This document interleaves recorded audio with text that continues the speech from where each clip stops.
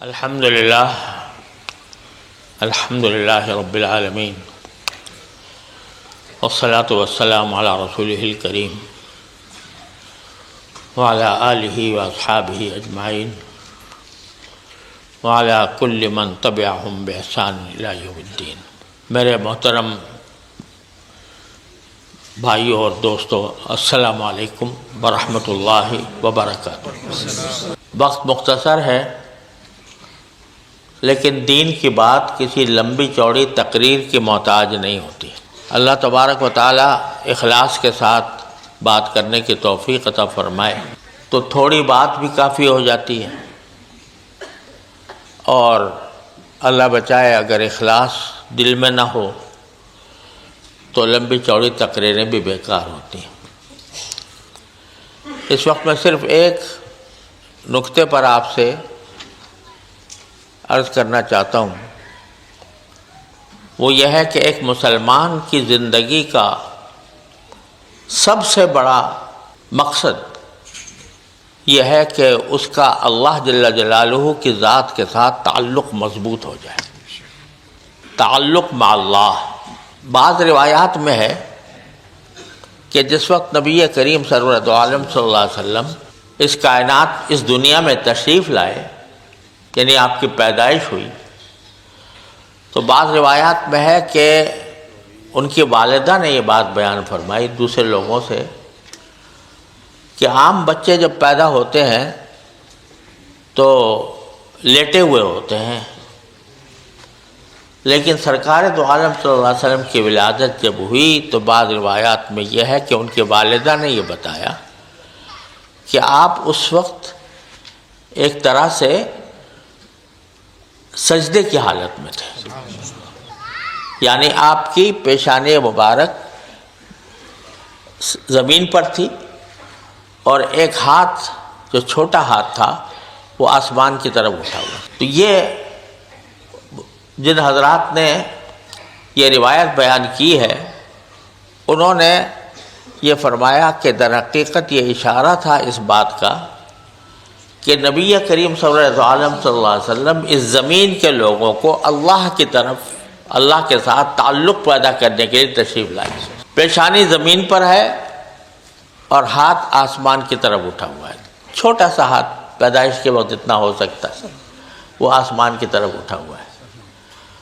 تو اس سے بھی بزرگوں نے یہ فرمایا کہ اللہ جل جلالہ کے ساتھ آپ تشریف اس لیے لائے تھے کہ زمین کے لوگوں کو آسمان والے کے ساتھ جوڑ رہے ہیں۔ تو سب سے بڑی نعمت اور انسان کی زندگی کا سب سے بڑا مقصد یہ ہے کہ بندے کا تعلق اللہ تبارک و تعالی سے مضبوط ہو جائے۔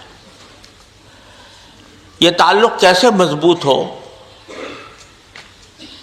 تعلق مضبوط ہونے کا ادنا درجہ یہ ہے کہ آدمی ایمان لے آئے اللہ تعالیٰ کے اوپر، اور اس کو یقین ہے کہ میں اللہ تعالیٰ کی تخلیق ہوں، اللہ تعالیٰ کا بندہ ہوں۔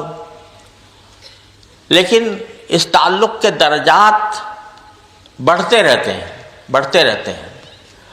ایک مرتبہ انسان لا الہ الا اللہ کہہ دیا تو اس نے ایک تعلق تو پیدا کر لیا کہ میں اللہ کو ایک مانتا ہوں، لیکن اس کے بعد اس کے تعلقات کے درجات بلند ہوتے رہتے ہیں، یہاں تک کہ حدیث میں یہ آتا ہے کہ ایسا وقت آ جاتا ہے کہ انسان کو اللہ ہی اللہ نظر آتا ہے۔ میں اس کی آنکھ بن جاتا ہوں جس سے وہ دیکھتا ہے، میں اس کے ہاتھ بن جاتا ہوں جس سے وہ کام کرتا ہے، میں اس کے پاؤں بن جاتا ہوں جس سے وہ چلتا ہے۔ یعنی صبح سے لے کر شام تک کی زندگی میں اس کے دل میں اللہ تبارک و تعالیٰ کا تصور محو نہیں ہوتا۔ وہ چاہے کھا رہا ہو، چاہے پی رہا ہو، چاہے لوگوں کے ساتھ باتیں کر رہا ہو، لیکن اس کا دل اللہ تبارک و تعالیٰ کے ساتھ جڑا ہوا ہوتا ہے۔ یہ درجہ ہے جو مقصود ہے آخر میں جا کر۔ لیکن کس طرح پہنچے اس درجات تک؟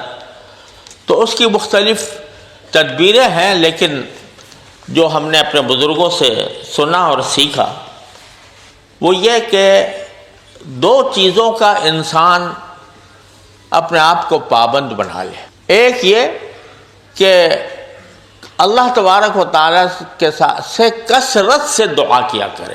ہر چھوٹی بڑی حاجت جو بھی انسان کو پیش آ رہی ہو، دنیا کی ہو آخرت کی ہو، وہ اللہ تبارک و تعالیٰ سے مانگے اور مانگتا رہے.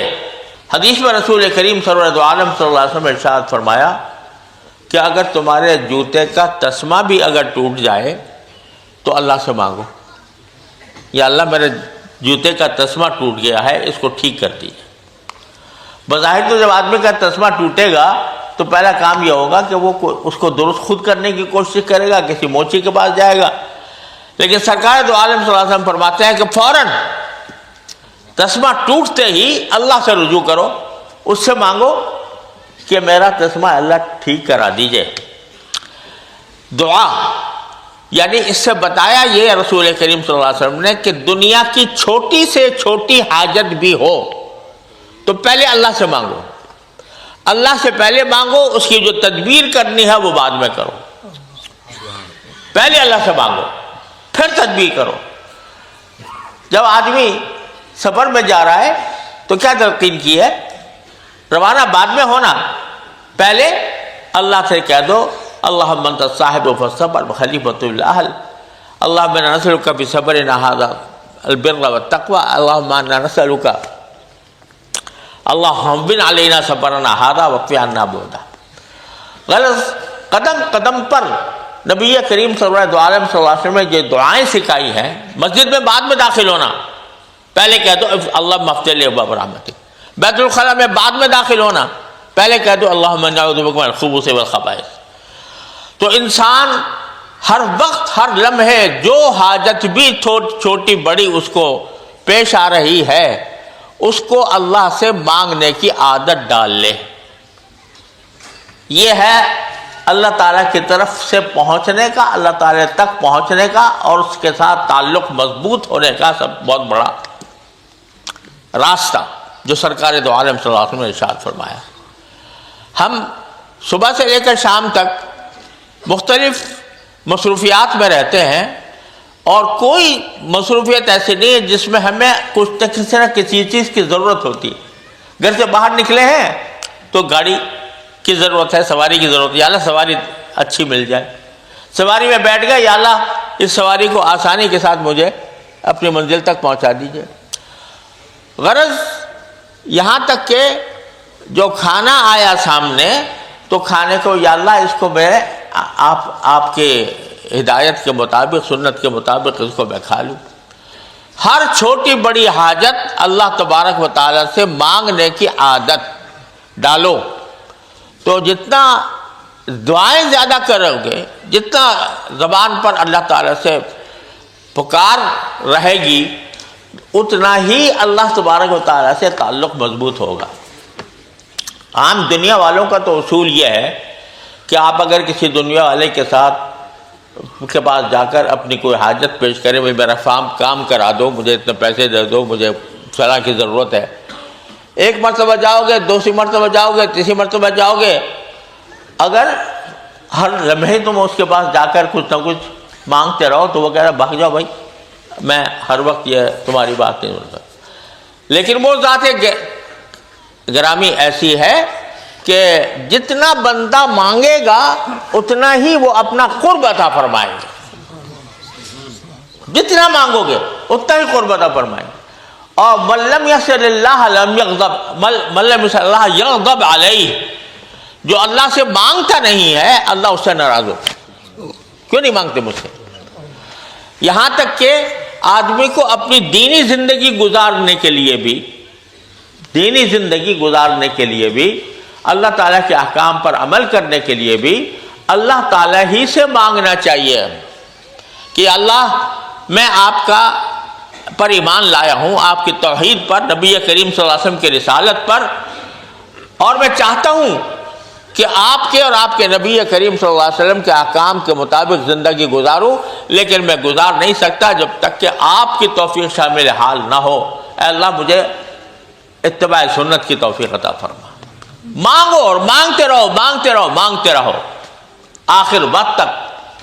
اللہ تبارک و تعالیٰ کے ساتھ یہ تعلق جوڑنے کا بہترین راستہ ہے۔ تو ایک تو میں نے عرض کیا دعا کی کثرت، جو بھی مقصد سامنے آئے، دنیا کا ہو آخرت کا ہو، اس کو اللہ تعالیٰ سے مانگو۔ اور دوسرے، جو نعمت حاصل ہو جائے اس پر اللہ تعالیٰ کا شکر کثرت سے ادا کرنا۔ جو حاصل ہو گئی اس پر شکر، جو حاصل نہیں ہے اس کے لیے دعا۔ دو کام سے انسان فارغ نہ رہے، جو مل گیا یا اللہ آپ کا شکر، جو نہیں ملا یا اللہ عطا فرما دے۔ اور میں کہا کرتا ہوں کہ سورہ فاتحہ جو سارے قرآن کا خلاصہ ہے، سورہ فاتحہ، اس میں کیا ہے؟ 6 آیتیں، 6 آیتوں میں سے 3 آیتیں کیا ہیں؟ الحمدللہ رب العالمین الرحمن الرحیم مالک یوم الدین۔ 3 آیتیں کیا ہیں؟ اللہ تبارک و تعالیٰ کی حمد و ثنا، دوسرے الفاظ میں شکر۔ اور تیسرے 3 آیتیں کیا ہیں؟ ایاک نعبد و ایاک نستعین اہدنا الصراط المستقیم۔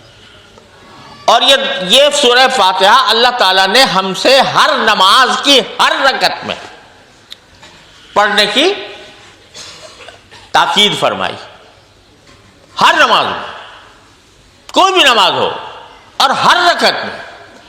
یہ کیوں؟ یہ اس طرف توجہ دلائی جا رہی ہے کہ اے مومن، تم ہم پر ایمان لائے ہو تو تمہارا وظیفہ یہ ہونا چاہیے کہ تمہاری زندگی کا ہر لمحہ یا میری نعمتوں کا شکر ادا کر رہا ہو یا اپنی حاجتوں کو اللہ سے مانگ رہا ہو۔ یہ سورہ فاتحہ اس کے ایک نمونہ اللہ تبارک و تعالیٰ نے عطا فرما دیا۔ جتنا اللہ کی نعمتوں پر شکر ہوگا، اتنا اللہ سے قرب ہوگا، اور جتنا دعا ہوگی اتنا اللہ تعالیٰ سے قرب ہوگا۔ تو اللہ سے تعلق مانگنے کے یہ 2 بنیادی طریقے ہیں، ایک دعا کی کثرت اور دوسرے شکر کی کثرت۔ اللہ تعالیٰ مجھے آپ کو سب کو اس پر عمل کرنے کی توفیق عطا فرمائے۔